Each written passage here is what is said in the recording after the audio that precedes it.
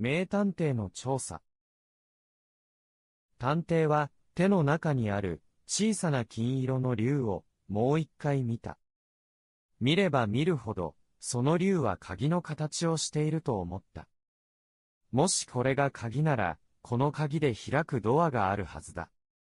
では、そのドアはどこにあるのだろう。ドアの向こうにはどんな秘密が隠されているのだろう。もしかして、遠い昔の秘密、見つからなかったダイヤモンドがそのドアの向こうにあるのだろうか。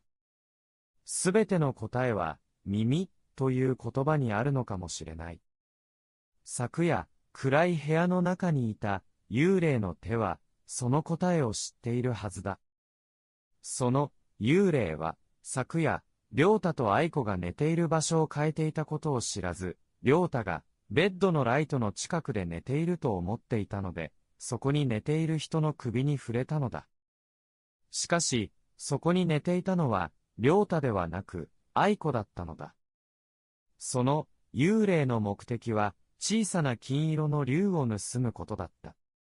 幽霊は、良太と愛子のことをよく知っているはずだ。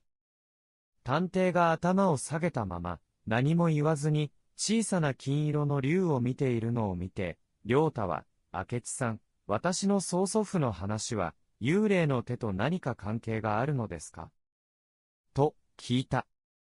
探偵は頭を上げ、小さな金色の竜を良太に返し、まだわかりません。まず、すべての部屋を調べたいのですが、いいですかと、聞いた。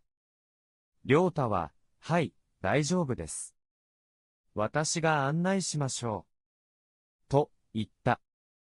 探偵は、良太の後ろから2階に上がった。探偵は、1階と2階のすべての部屋を調べたが、どれも、普通の部屋で、特別なものはなかった。最後に、彼らは3階に来た。3階には、大きな部屋と小さな部屋があった。小さな部屋は、メイドの花江の部屋だった。最後に、彼らは3階の大きな部屋に入った。この大きな部屋のドアには、鍵がかかっていた。良太は鍵を取り出し、鍵を開けて、探偵を部屋の中に入れた。この部屋の中は、厚いカーテンがかかっていて、とても暗かった。部屋の中には、ソファーやテーブル、たくさんの美しい外国の絵や、古い本などがあった。